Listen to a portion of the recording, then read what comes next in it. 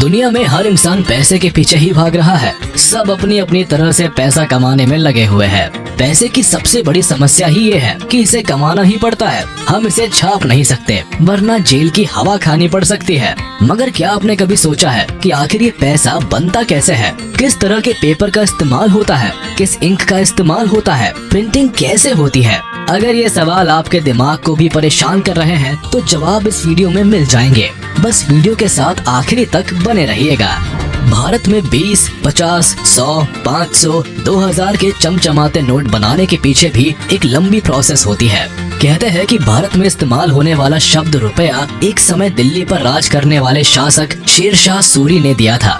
इसके साथ ही हमारे देश में पहला वाटरमार्क वाला नोट साल 1861 में छापा गया था। आपको बता दें कि जो नोट भारत में छपते हैं उनके लिए कागज को विदेशों से भी मंगवाना पड़ता है, क्योंकि ये खास तरह का कागज होता है जो भारत में ज्यादा नहीं बनता है। फिलहाल भारत में नोट छापने का अधिकार reserve bank of India RBI के पास है। अगर सरल भाषा में समझाया जाए तो ये सभी बैंक्स को इंस्ट्रक्शन देने का काम करता है। इसके साथ ही इसे बैंक ऑफ बैंक्स भी कहा जाता है। भारत में चल रहे सभी बैंक्स के एक एक कदम पर RBI की पैनी नजर होती है।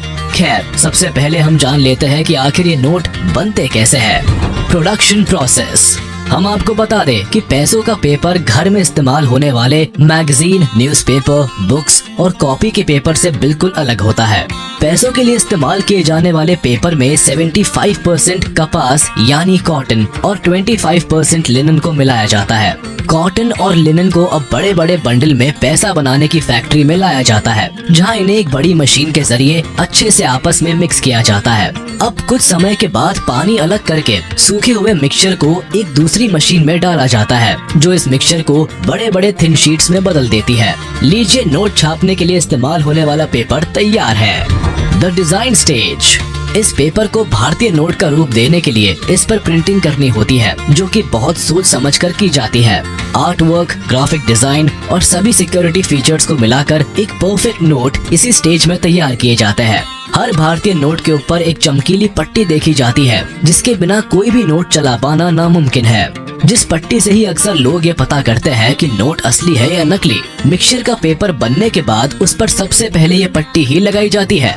पेपर के सभी बंडल्स को एक मशीन में डाल दिया जाता है, जिसमें एक सही शेप और साइज के अनुसार इन पर पट्टी चढ़ाई जाती है। जिसके बाद इन नोटों पर गांधी जी की फोटो का वाटरमार्क डाला जाता है। नोट को एक एक्यूरेट और परफेक्ट डिजाइन देने के लिए मशीन्स में इनके मेजरमेंट्स और विजिबिलिटी को एक समान ही रखा जाता है। इसके साथ ही आपने हर नोट पर अलग अलग कुछ नंबर्स लिखे हुए देखे होंगे। दरअसल वो नोट के सीरियल नंबर होते हैं, जिसे छापते समय बड़े ही ध्यान से एक ही सीरीज में डाला जाता है। प्रिंटिंग के समय हर चीज को चेक करने का जिम्मा क्वालिटी इंस्पेक्टर का होता है, जो कि कंप्यूटर्स के जरिए इन्हें अच्छे से चेक करते रहते हैं। Currency colouring stage. ये काफी मुश्किल स्टेप भी कही जा सकती है, क्योंकि इस स्टेप में नोट के रंग पर ध्यान देना होता है। जिस भी कलर का नोट होता है उस कलर को एक बड़ी सी मशीन में सही क्वांटिटी में जरूरत के अनुसार मिला दिया जाता है। क्वांटिटी पर ही नोट का कलर निर्भर करता है और इसीलिए कलर्स का सही क्वांटिटी में होना बेहद जरूरी होता है। अगर थोड़ा भी कलर ऊपर नीचे होता है तो आपका पेपर खराब हो सकता है। खैर, अब कलर करने के बाद डाले हुए कलर में रंगा हुआ ये नोट मशीन से एक साथ बाहर आता है, जो देखने में काफी हद तक तैयार लगता है, पर अभी भी इसमें काफी सारी चीजें बाकी है। Finishing and checking. अब नोटों पर कलर होने के बाद इन पर लिखी हुई संख्या को एक चमकीले स्पार्कल जैसे पेस्ट से मशीन के जरिए हाईलाइट किया जाता है। जैसे आपने 500 और 2000 के नोट पर हरे रंग से चमचमाती हुई वैल्यू को लिखा हुआ देखा होगा। अब ये हो जाने के बाद एक एक नोट को चेक किया जाता है कि बने हुए नोट में कोई कमी तो नहीं, यानी इसके colour, serial number, watermark, design और लिखे हुए शब्दों को प्रॉपर तरह से चेक किया जाता है।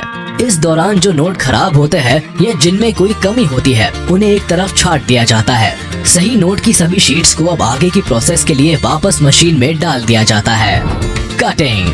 चेकिंग के बाद मशीन की मदद से इन नोटों को बड़ी ध्यान से सही शेप और साइज में काटा जाता है।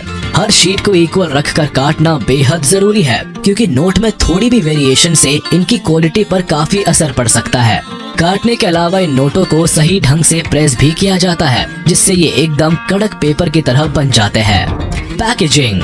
सभी नोटों की कटिंग के बाद इन्हें अच्छे से एक ट्रांसपेरेंट पन्नी में बंद कर दिया जाता है ताकि ट्रांसपोर्टेशन के दौरान ये सेफ रहे।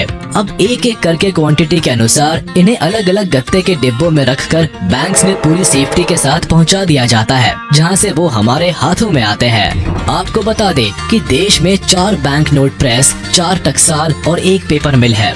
नोट प्रेस मध्य प्रदेश के देवास, नासिक, सलबूनी और मैसूर में है, जिसमें 2000 के नोट मैसूर में छपते हैं। आपको बता दें कि केवल देवास की नोट प्रेस में ही एक साल में 265 करोड़ तक नोट छपते हैं। साथ ही देवास में तैयार इंक का ही इस्तेमाल नोट बनाने के लिए किया जाता है।